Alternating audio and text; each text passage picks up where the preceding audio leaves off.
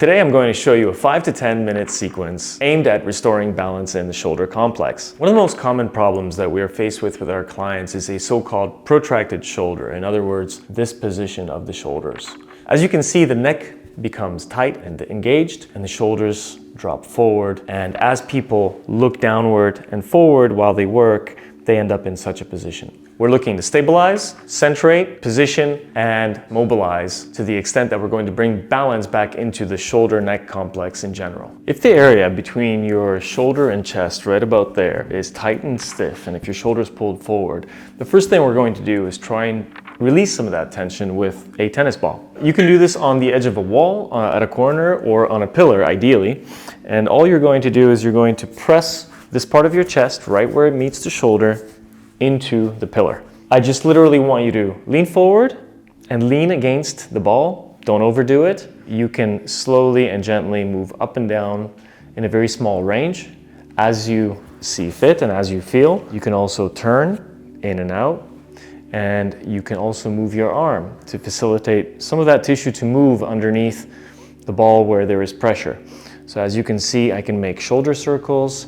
I can move my entire body up and down. I can readjust with my other hand as I need to address the varying tissues. It's important to remember, don't make a career out of this. We're literally looking for a minute on each shoulder and then we're moving on to other things. Next, we aim to mobilize the chest, the rhomboids, the back of the shoulder. We're going to show you two variations. One is going to be with a pillar or a wall, and one is going to be with a band. Both have value. It's just a matter of whether you have a band available and whether you're able to execute one or the other. Here's what you're going to do. You're going to simply place your forearm parallel to the wall or the pillar. You're going to step forward with the same side leg. And all I want you to do is I want you to come forward with your knee and start to slowly externally rotate away from the pillar. You can adjust the height. You can go up and down with your forearm. And what we're looking to do is to go forward and externally rotate. So in other words, we're stretching out all of this sheet of muscle and connective tissue, coming back and releasing. You can do this a number of times, going in for about 5 to 10 seconds at a time, coming back. Alternatively, you can simply hold this position and wait, breathe it through. Don't push yourself too hard. Let the tissue open up. You're going to feel a release over time, so you don't need to be too aggressive with this. We're looking for mobility. We're not looking to rip the shoulder apart. Next, we're going to take the outside arm and we're going to grip the pillar, and you're going to create an anchor, and you're simply going to pull yourself away from that anchor. Imagine your shoulder blade pulling away, and as you do so, you should feel the back of your shoulder stretching. From there, you're going to turn towards the pillar and feel the muscles in between your shoulder blade and your spine. At that point, you can pull your pelvis away, start to feel the side, and also the quadratus lumborum in the back stretching. You can use small movements in order to feel different fibers of the muscular chain. Hold this and move around for about a minute. Come back and continue. Next, we're going to stretch the shoulder. Be very careful with this. Don't do this too hard. You're going to find the corner of a wall or a pillar, ideally. You're going to place the hand behind the back, grip with a hook grip of your fingers, and you're simply going to pull yourself away from the anchor.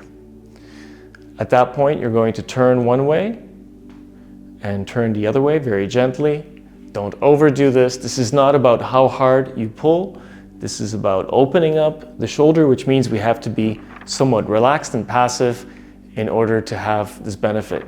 Be very careful that when you do this, you are not protracted like so and not feeling the neck. You want to get tall, pull the shoulder back and down first, and then apply the load by pulling yourself away from the anchor point. The next part of the sequence is an isometric shoulder contraction aimed to stiffen down the centrated position of the shoulder. We're going to think about a plank position. So I'm going to place my forearm right up against the pillar or wall, and I'm going to make sure that as I look forward, I can see my elbow peripherally. This tells me that my shoulder is in a centrated position. Should I not see my elbow, I risk protracting the shoulder. From there, I'm going to simply get tall, and I'm going to push against the pillar, and I'm going to feel how the front part of my shoulder engages. I'm going to hold for about 10 seconds and release. Good. From there, we're going to transition to the opposite side. I'm going to place the back of my forearm against the pillar, and again, I'm going to make sure that I am back enough that my elbow is ahead of my body as opposed to the elbow being behind my body. From there, I'm going to push back and I'm going to feel the back of my shoulder integrate into my back. You can experiment by pulling yourself ahead a little bit and pulling yourself back as you push into the pillar. But again, make sure that you don't end up in a position where the hand is coming off of the pillar, shoulder is protracting, and elbow is behind you. For more tips and strategies on how to create balance within the system and a stable pain-free function, visit the Good Back Academy. The Good Back Academy is an online course including 7 tailored modules in order to prevent and treat back pain, but also set a foundation for healthy movement overall.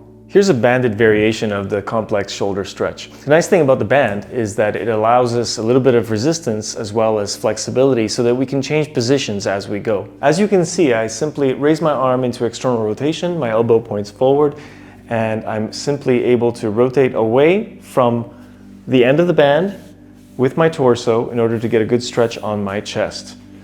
As you can see, I can go forward for a little bit more pull or back up with my body moving ahead and back in order to load or deload. From there, I'm going to rotate and point my elbow forward, which then helps me stretch my tricep, and slowly rotate around the head until I start to feel the back of the shoulder. And again, the rhomboids. I can rotate and I can lean forward, feeling the side of the body. And finally, the quadratus lumborum on the back side of the back. As you can see, I'm able to rotate around and alternate between all of these muscle groups in order to get a thorough stretch throughout the entire system. From there, I'm able to rotate my arm inwards, and as I pull my shoulder away from the anchor point, and I stretch the shoulder, the front of the shoulder and the side of the shoulder in rotation. And again, chest, tricep, rear delt and rhomboids, the side and QL, and again, turning over, palm facing the back and the shoulder on the outside. The next exercise is a progressive loaded isometric contraction of the centrated shoulder. We're going to imagine a plank. And the reason for this is that when I look forward and I see my elbow peripherally, chances are I'm in a healthy shoulder position. The moment I cannot see the elbow, I risk coming into protraction and an imbalance.